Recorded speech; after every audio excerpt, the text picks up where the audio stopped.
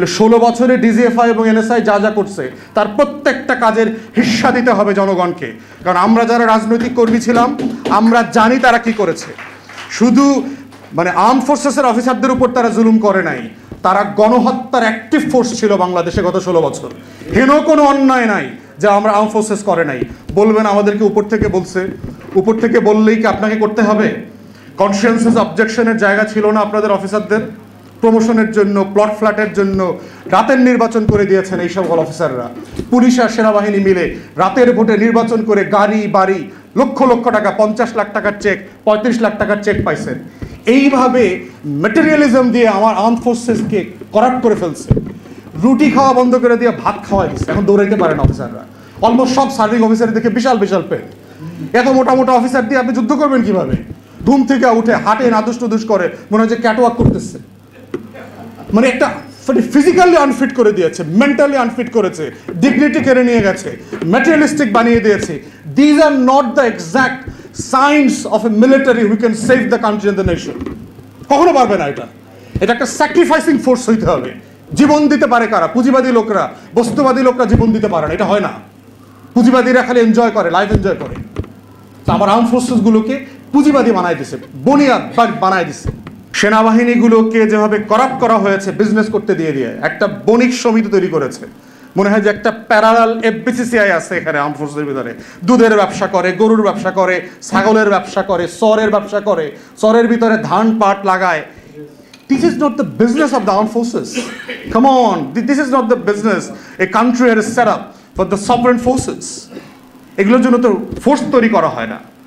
ব্যবসা করতে চাইলে উর্দি খুইলা আইসা আমাদের মতো লুঙ্গি গামছা পয়রা ব্যবসা করেন, মোস্ট ওয়েলকাম, কোনো সমস্যা নাই।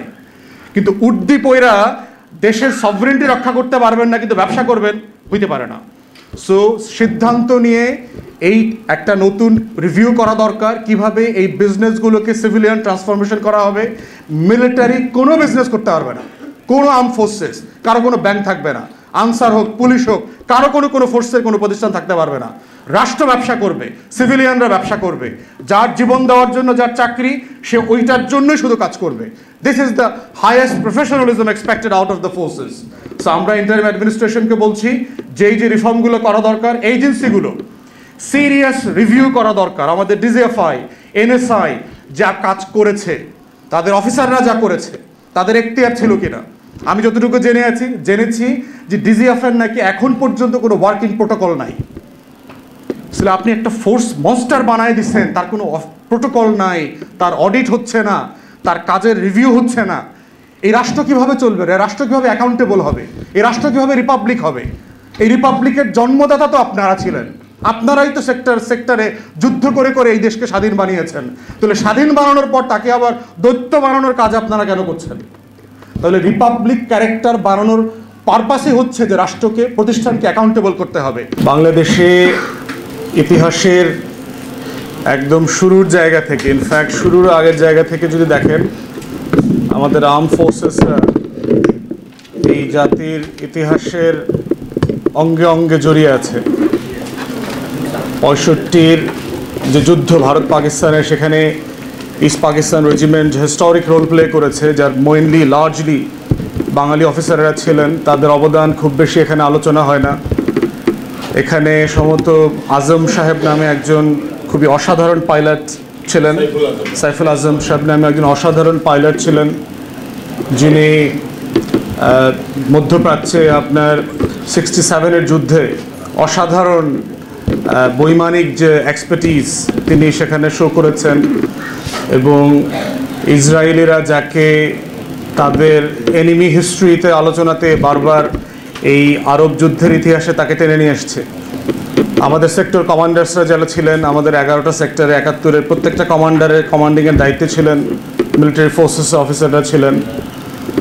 এবং যদিও সারেন্ডার সেরিমনিতে আমাদের সশস্ত্র বাহিনীর রিপ্রেজেন্টেশন ছিল না, তো এত অবদানের পরেও তাকে ডিফেম করা, ডিসগ্রেস করার কালচারটা কিন্তু শুরু হয়েছে 71-এ 16 ডিসেম্বরে। যে যার নেতৃত্বে আমার পুরো সারা বাংলাদেশ, যাদের নেতৃত্বে সংগঠিত হয়েছে, যুদ্ধের ঘোষণা যাদের নেতৃত্বে এসছে, যারা এই কমান্ডিং ফোর্স তৈরি করেছেন, সিভিলিয়ানদেরকে ট্রেন করেছেন, শর্ট কোর্স, লং কোর্স, হাবিজাবির বদলে ক্র্যাশ কোর্স করেছেন, করে করে মুক্তিযোদ্ধাদেরকে আপনার ট্রেন করেছে। আমার বাবা মুক্তিযোদ্ধা ছিল, আমি অনেক গল্প শুনেছি।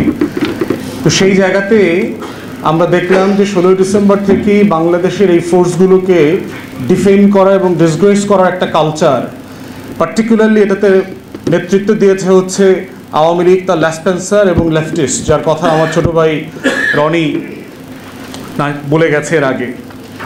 এবং যতবারই আমরা দেখেছি যে বাংলাদেশের এই যে সোকল বাম রাজনীতিক তাত্ত্বিকরা যারা ছিলেন, তারা এটা বয়ান তৈরি করেছেন যেটা কেন থাকবার প্রয়োজন নাই, আর এটার উপরে আমল করা শুরু করেছে হচ্ছে আওয়ামী লীগ। এবং এসেই তারা যেটা করেছে, পিলখানা গণহত্যার নাটক মঞ্চায়িত করেছে। এটা করবার মধ্য দিয়ে আমার 57 জন অফিসারকে শুধু হত্যা করা হয়নি, এই সমস্ত মিলিটারি হিস্ট্রিতে single operation of the day এত অফিসার মারা গেছে বলে আমরা জানি না আমাদের ছোট পড়াশোনাতে।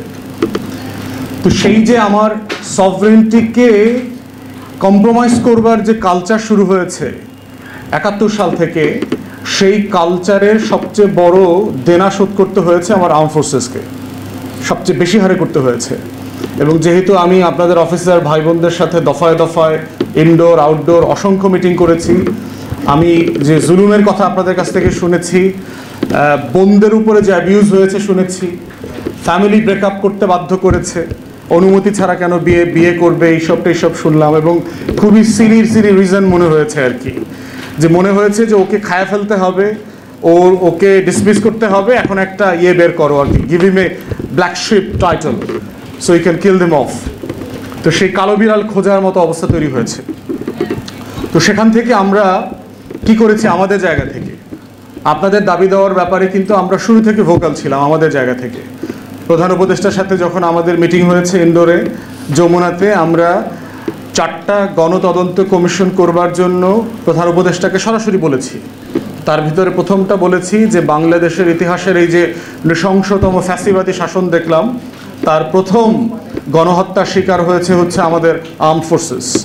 এবং 4টা বাহিনী, টেকনিক্যালি আর্ম ফোর্সেসের 3টা বাহিনী এবং হচ্ছে বিডিআর, আমার স্বাধীনতা সার্বভৌমত্বের 4টা ফোর্সকে একটা সিঙ্গেল অপারেশন দিয়ে পঙ্গু করে দেওয়া হয়েছে। এবং সেই পঙ্গু করবার পিছনে এখন আমার দেশের বরাতে তো যেগুলো আমরা আগে ইনডোরে জানতাম, এখন তো এটা আমার দেশ এভিডেন্স আকারে প্রকাশ করেছে যে কিভাবে বাহিরের এবং ভিতরকার শক্তি মিলে আওয়ামী লীগের নেতা কর্মীরা কিছু ডিসগ্রেসড মিলিটারি অফিসারকে একসাথে করে নেক্সাস তৈরি করে এই অপারেশনকে অন্য দেশের মতো করে সাজিয়ে প্রস্তুত করেছে। এবং এই বাস্তবতায় যেটা হয়েছে, পরের 16 বছরের যে ফ্যাসিবাদী শাসন, সেটা করাটা অনেক সহজ হয়ে গেছে। এবং আমরা দেখেছি যে আমাদের ডিজিএফআই, এনএসআই এর মধ্য দিয়ে র্যাব যে কিলিং মনস্টারে পরিণত হয়েছে, যেখানে আর্ম ফোর্সেসরা লিড দিয়েছে, এবং আমরাও এটার হুমকির মুখে কন্টিনিউয়াসলি ছিলাম, কন্টিনিউয়াস ফোনের থ্রেটের মধ্যে ছিলাম, কন্টিনিউয়াসলি এখানে যাওয়া যাবে না, ওখানে যাওয়া যাবে না, বাড়ির সামনে পিছনে ঝামেলা, এগুলো থ্রেটের মধ্যে ছিলাম এই ফ্যাসিবাদী আন্দোলনের সময় যখন আমরা রাস্তায় ছিলাম। তো সেই জায়গাতে আর্ম ফোর্সেস দুর্বল হওয়ার সাথে আমার শুধু একটা ফোর্স দুর্বল হওয়ার প্রশ্ন জড়িত না, এটার সাথে আমার সভরেন্টি, আমার ফ্রিডম, আমার ডেমোক্রেসি, আমার রুল অফ ল, আমার গভর্নেন্স, আমার পলিটিক্যাল স্ট্রাগল, প্রত্যেকটা স্ট্রাগলের সাথে এই লড়াইটা জড়িয়ে গেছে। এবং জড়িয়ে গেছে বলেই আমরা দেখলাম যে তারেক আহমদ সিদ্দিকের মতো একটা কিলার মনস্টারকে এখানে দায়িত্ব দেওয়া হয়েছে এই ফোর্সগুলোকে কিভাবে ডিস্টেবিলাইজ করে দেওয়া যায়, এবং কত সিলি রিজনে করেছে। হিজবুত তাহরির বের করা, জামাত বের করা, শিবির বের করা, দাড়িওয়ালা বড় দাড়ি কেন রেখেছে, টাকনুর উপরে কাপড় কেন পরে, এত অল্প বয়সে কেন হজ করতে গেছে। মানে আমি আশ্চর্য হয়েছি যখন অফিসারদের এইসব বক্তব্য শুনেছি, আমাদের বোনদেরকে যে সকল কারণ বলেছে। এবং পিএনজি, মানে এটা তো বুঝতামই না, মানে আপনাদের ব্যাখ্যা করবার আগে আর কি, যে ফোর্সেস অফিসাররা এক কাপড়ে বাড়ি চলে গেছে, তাদেরকে পেনশন দেওয়া হয় নাই, বেতন দেওয়া হয় নাই, তাদের যে আবাসন সুযোগ সুবিধা পাওয়া, তারপরে হচ্ছে তাদের যে হাসপাতাল সুযোগ সুবিধা পাওয়া, যদিও এটা ডিফারেন্ট আলোচনা যে রাষ্ট্রীয়ভাবে ডিভাইসিভ সুযোগ সুবিধা কাউকে দেওয়া উচিত কিনা, সে আলোচনা ভিন্ন আলোচনা, কিন্তু মানে আপ আনটিল নাও যেটা এন্টাইটলমেন্ট, সেই এন্টাইটলমেন্ট থেকে তাদেরকে বঞ্চিত করা হয়েছে। এবং এই বঞ্চিত করবার মধ্যে যেটা হচ্ছে, অনেকে পেনশন পান নাই। আপনারা তো একটা অফিসার্স জায়গাতে আছেন, আমার সাথে শত শত সিপাহীরাও এসে দেখা করেছে, বিভিন্ন ফোর্সের সিপাহীরা, এবং তাদের জন্য আমার কথা বলাটার একটা অব্লিগেশন আছে। এবং এই সিপাহীদের উপর যে নির্যাতন করা হয়েছে, অফিসে এসে এই সিপাহীরা জামা খুলে তাদের উপর টর্চার দেখিয়েছে, শরীরের বুকে পিঠে হেন কোনো জায়গা নাই যে তার অত্যাচারের নির্যাতন নাই, তার হাতে পায়ে এই লেভেলের টর্চার করেছে এবং কোনো কারণ ছাড়া, কোনো কারণ বলে নাই, যে সিম্পলি পোশাক থেকে এক কাপড় উঠায় নিয়ে চলে গেছে। শত শত হাজার হাজার অফিসারকে করেছে, মানে সোলজারদেরকে করেছে। তাহলে এই যে একটা ফোর্স, যার প্রশ্ন হচ্ছে ডিগনিটির সাথে একটা মানুষ মৃত্যু দেবে, তার জীবনটা দিয়ে দেবে দেশের জন্য, এটার পূর্ব শর্তই হচ্ছে ডিগনিটি, মর্যাদার প্রশ্ন থাকতে হবে এখানে, যে এটা দিলে পরে আমার সম্মান বাড়বে রাষ্ট্রের কাছে, আমি বীর হব, আমাকে শহীদের মর্যাদা দেবে, আমার ফ্যামিলি সেফ অ্যান্ড সিকিউর থাকবে বাই দ্য স্টেট। সেই ডিগনিটিটা পর্যন্ত এই ফোর্সের অফিসারদের কেড়ে নেওয়া হয়েছে, সোলজারদের কেড়ে নেওয়া হয়েছে। এবং শুধু তাই না, অফিসাররা না হয় আপনাদের র্যাঙ্ক অ্যান্ড ফাইল আছে, আপনারা পরিচয় দিতে পারেন, স্ট্যাটাস আছে, সিপাহীদের অবস্থা দেখলাম অমানবিক জীবনযাপন করছে, কোথাও চাকরি পায় না এখন।